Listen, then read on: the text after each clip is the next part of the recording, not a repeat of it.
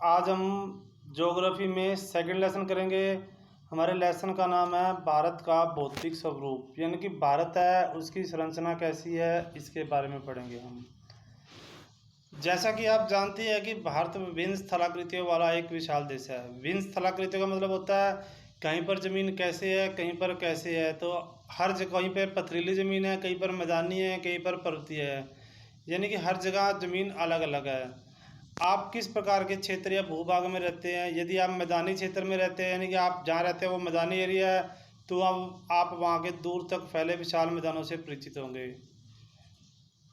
यदि आप पर्वतीय क्षेत्र के निवासी हैं तो आप पर्वतीय ढलानों और घाटियों के बारे में परिचित होंगे। वास्तव में क्या है कि हमारे देश में हर प्रकार की भूआकृति है, यानी कि हर जगह पर अलग अलग प्रकार की भूमि की आकृति है। जैसे कहीं पर पर्वत है, मैदान है, मरुस्थल है, पठार है, कहीं पर द्वीप समूह है।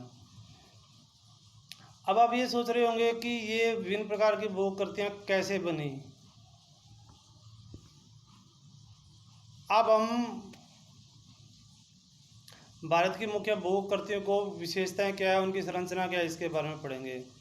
देखो, हर स्थान की मिट्टी अलग अलग होती है। उसी तरह यहाँ भी विभिन्न प्रकार की शैलें पाई जाती है, जिनमें कुछ संगमरमर की तरह कठोर भी है। यानी संगमरमर के पत्थर का प्रयोग कहाँ होता है? ताजमहल के निर्माण में होता है। कुछ सेल खड़ी की तरह मुलायम होती है, जिनका प्रयोग टेलगम पाउडर बनाने में होता है। हम एक स्थान से दूसरे स्थान पर मृदा के रंगों में विभिन्नता पाई जाती है, क्योंकि मिट्टी का प्रकार अलग अलग होता है। क्या आपने कभी इन विविधताओं के बारे में सोचा कि मिट्टी का कार्य अलग अलग क्यों है? यहाँ पे ये मिट्टी क्यों है, यहाँ पे दूसरी मिट्टी क्यों है? कहीं पर बालू मिट्टी है, कहीं पर पठारी मिट्टी है, कहीं पर लाल मिट्टी पाई जाती है, कहीं पर काली मिट्टी पाई जाती है। तो इनमें से अधिकतर विविधताएं शैलों के निर्माण में विविधता कारण बनती है।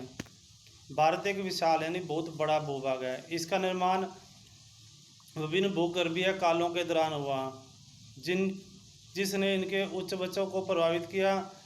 भूगर्भीय निर्माणों के अतिरिक्त कई अन्य प्रक्रिया भी, जैसे अपक्षय होते रही, टूटती रही, अपरदन होता रहा, निक्षेपण होता रहा। इसके द्वारा भी वर्तमान उच्चावचों का निर्माण हुआ तथा उनका संशोधन हुआ।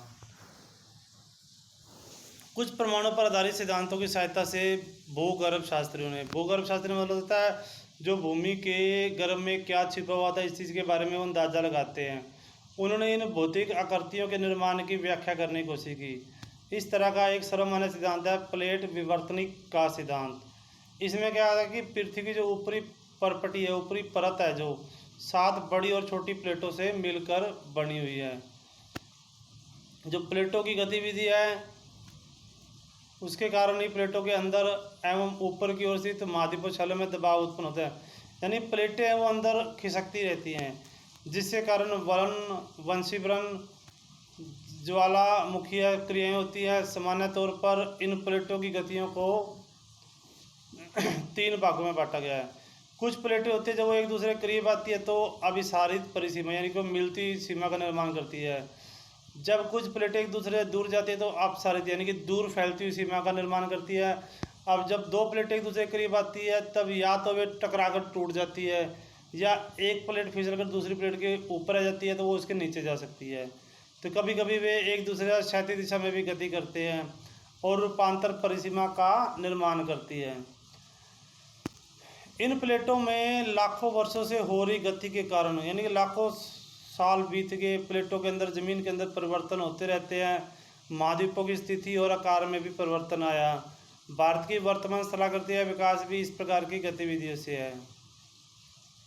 तो इसमें आपको क्वेश्चन दे रखा है, क्या आप जानते हैं कि विश्व के अधिकतर ज्वालामुखी और भूकंप संभावित क्षेत्र प्लेट के किनारों पर स्थित है, लेकिन कुछ प्लेट के अंदर भी पाए जाते हैं।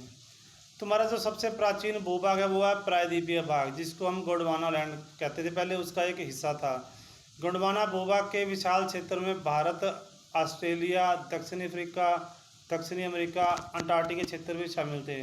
संवहनीय धाराओं के कारण भूप्रपटी को अनेक टुकड़ों में विभाजित कर दिया गया, और इस प्रकार जब भारत ऑस्ट्रेलिया की प्लेट गोंडवाना भूमि से अलग होने के बाद उत्तर दिशा की ओर चलेगी, और उत्तर दिशा की प्रवाह के परिणामस्वरूप ये प्लेट अपने से अधिक विशाल प्लेट जैसे यूरेशियन प्लेट से टकराई, और इन टकराने से दोनों बीच में 33 भू अभिनीति यानी 33 सागर का निर्माण हुआ। उसमें अवसादी चट्टानें वलित होकर, यानी कि चट्टानों का अवसाद होता है, जो गाद होती है उसमें गिरती रही, धीरे धीरे वहाँ पर वलित होकर, यानी कि वहाँ पर इकट्ठा होने के बाद हिमालय तथा पश्चिमी एशिया की परतीय श्रृंखला के रूप में विकसित हुए। यानी कि जहाँ पर आज हमारा हिमालय है वहाँ पर कभी थेती सागर होया करता था। उसके दोनों तरफ दो अंगारा लैंड और गोंडवाना लैंड थे। उन दोनों की गाद या मिट्टी खुरती, धीरे धीरे खुरती खुरती उसमें उस थेती सागर में जमा होती रही, और आज हम जो हिमालय देख रहे हैं वो इसी चीज़ का परिणाम है। एक बार आपने इतना लेसन पढ़ना है और इसके नोट्स बनाने की कोशिश करेंगे। Thank you.